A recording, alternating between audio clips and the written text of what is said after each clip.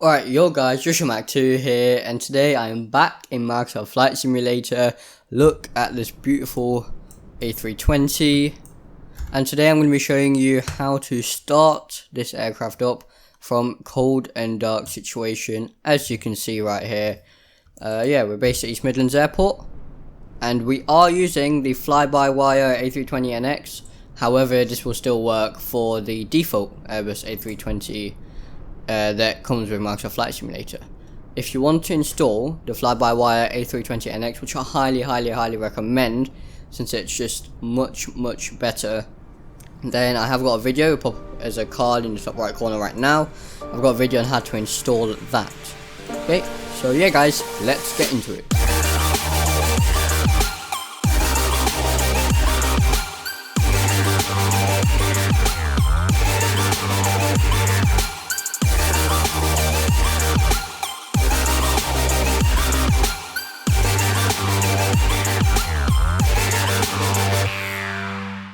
Alright guys, here we are in the flight deck of the Airbus A320 Neo.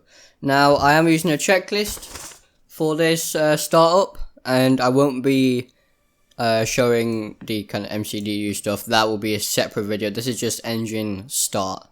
Okay, so the checklist I'm using will be in the description below, and also the video on how to install this aircraft will be in the description below.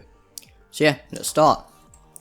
So first things first, let's do a couple of checks. So let's check our parking brake is set over here, which it is. Chocks removed, we didn't have any chocks in the first place, so that's fine. GPU connected, and we do have GPU connected. As you can see here, external power is available.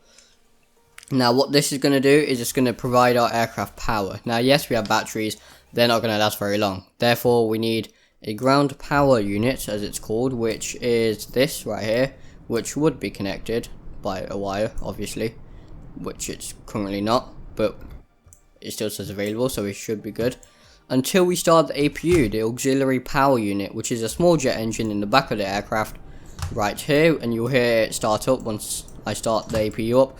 And what that's going to do is that's going to essentially spin a generator, and that's going to provide some electrics for our aircraft while we start our engines. Then our engines will be providing our own power. They've got their own generators and they provide power for the rest of the flight. Okay, so let's start. So we can check throttle levers are idle, which they are. And engine masters are off, which you can see right down here. They are off, and we should be good to go. So now we can turn our batteries on, which are here, our two batteries, and everything kind of starts coming to life. Next, our external power, and you can hear, get rid of the master warning. And so in the regular Airbus, these will just be kind of, they will just turn on in with the default, but as you can see, the self-test, which is much more realistic, and that's what the fly-by-wire, or wait, one of the things to the fly-by-wire A320NX improves. Okay, so next let's set the ADAS to nav, which are up here. There's 3 of them, just like that. Let them align. Panel displays, we can set our brightness, which is here. So I'm going to turn them up slightly. You can completely turn them off, which obviously you don't want. Okay. Next, we can turn our nav lights on, which are here. That will let other aircraft know that we are active and we intend to start our engines. Panel lights are on. I think they're just on by default. Let's put these up a bit. Pretty cold right now. Okay, that they're not necessary for engine start, but landing gear lever, we can check that that's down, which is over here, which it is, as you can see. So yeah, our flaps are here at 0 and our spoilers are retracted over here. Now if I pull these up, you can see this little white you got a little white stripe. That means they're armed, so obviously when we're landing, they will automatically go to full and help us slow down, but we don't want that. We can leave them there for now. Fuel quantity check. Now I believe it is working. Fuel, there we are, and that's fuel on board. So if you're doing a full flight, say with SimBrief or SimToolkit Pro, it will tell you how much fuel you need on board and you can cross-reference it. I'm currently not doing a full flight, so that's fine by me. And fasten seatbelt signs on, and no smoking can go to on. There we are. Okay, and de-ice if we need to. We don't need to de-ice. Now we can set our transponder to standby, which is over here, which is already on standby, so that's all good. We can set our squawk here, so I'll just do like that. That can be any number and it's generally assigned by ATC. I'm not using ATC right now. So next, beacon lights can go on. Where are they? Where are they? There you are. Beacon light can go on. Emergency lights can also be armed, which is here. This is where you would now set up your FMC and do all that. That'll be in a separate video. So yeah, we can get on with engine start. At this point you'll do your departure briefing, which we don't need to do, and doors are checked and all closed. I believe you can check them with the doors page, which is here. You can see they're all closed. You can't open them anyway, Microsoft Flight Simulator, I don't believe. Okay, so next, startup. So here, this is when we start our APU. So master switch can go to on, and we can turn on the APU starter. And you can see this should go to APU. Yep, there we are. And there we are. We should be starting soon. And you should be able to hear it starting as well. There you go. There's APU starting. It's a tiny little jet engine in the back here. I know it's not my main engine, so it's just a little engine in the back here. And then when it says available on APU bleed, I believe it is, we can turn the APU bleed on. So we'll just wait for that. It does take a while, guys. It's the same as the 737. It does take a while for it to get fully spooled up. Oh, and you can also see fuel on board here as well. That should be available quite soon. There you go. As you can see, it says avail here, and it also says avail here, so we can turn on our APU bleed, which is all good, and our APU gen, which is here, and it is already on. Okay, now thrust levers, we can check our idle, which they are. Engine area is clear, which it is. These guys would generally move out of the way, but fuel pump switches can now go on. All of these guys over here, and as you can see, these lights, it's moaning that they're off, so we want to turn all these lights out. That means that they are on. Okay, now for engine start. So we can put our mode selector down. Oh, I didn't mean to take just a trim. Our mode selector down here, from norm to ignition start. Now at this point we could start pushback. I'm not going to, it's just going to waste some time. But yeah, we can start pushback right now. Okay, so now very simple. All you need to do to start the engine is flip the switch. So let's start engine number 1 first.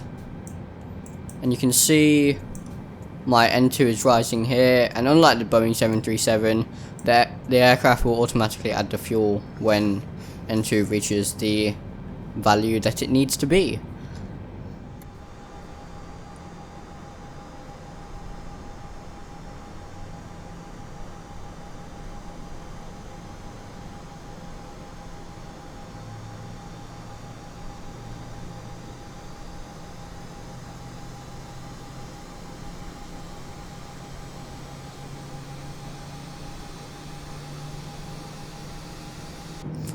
There we are, guys. Engine number 1 has started. Now we can check our AGTR M1, which is looking pretty good to me. And let's also check our oil pressure, I think. Is that here? Yep, it should be somewhere here, and you can hear the classic dog barking. Okay, so now all we're going to do is the same thing for the other engine. So at this point it's going to be engine number 2. So let's start engine number 2.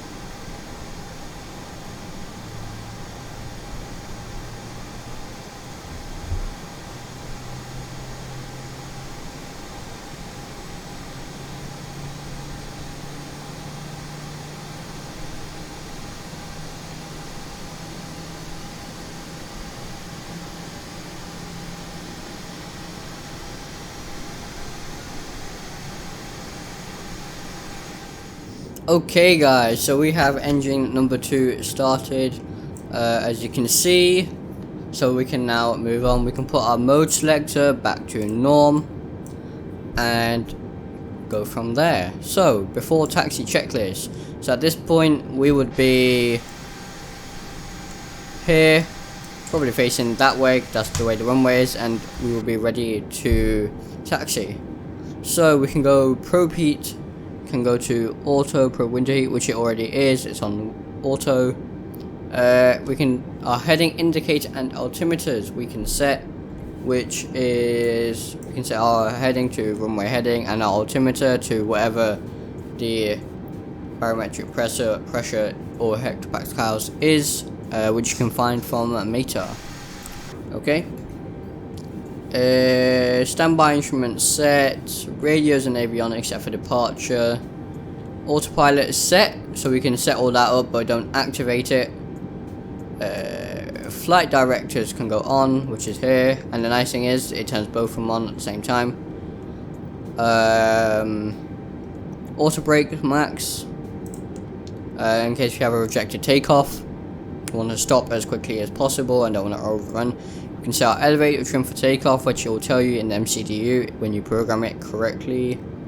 Flight control is free and correct, so I believe we can go here, flight controls, and let's check our flight controls. So we have aileron left, neutral, aileron right, neutral, elevator up, neutral, and elevator down, neutral. Rudder right, neutral, rudder left, neutral, and as you can see, as we change our trim, it also says right here, so we can get our trim very accurate, but I'm gonna just set it back to regular. Okay, that's all good. And so our flight controls are free and correct. Next, this is our taxi checklist, so we can do this as we're taxiing or slightly before. We can have our taxi lights, which will go on, which is here, set to taxi. Parking brake release, and then we'll taxi to our assigned runway. Next, we will be holding, we'll just be holding, so we won't be on the runway yet. We'll be holding short of the runway. We'll set our parking brake. We'll check all our flight instruments, all our takeoff data, so our V1, our VR, and our V2. Nav equipment, we'll turn our landing lights on, just like that. And yep, just like that. And that should be good for now. Let me just check my... Oh, strobe lights also need to go on as we enter the runway. And our pitot heat, which is here, that will be, just make sure that's on auto. Anti-ice is here if you needed it. And yes, oh, transponder TRA. So our TCAS actually works, and yeah, we'll just take off. So guys, that is how you start the engines of an Airbus A320 Neo. I've been really happy with Microsoft Flight Simulator. I can't wait to do some full flights on this thing. Showcase them on the channel as well. So yeah, like, subscribe, it will help me out so much, much appreciated. And yeah, I will see you in the next one.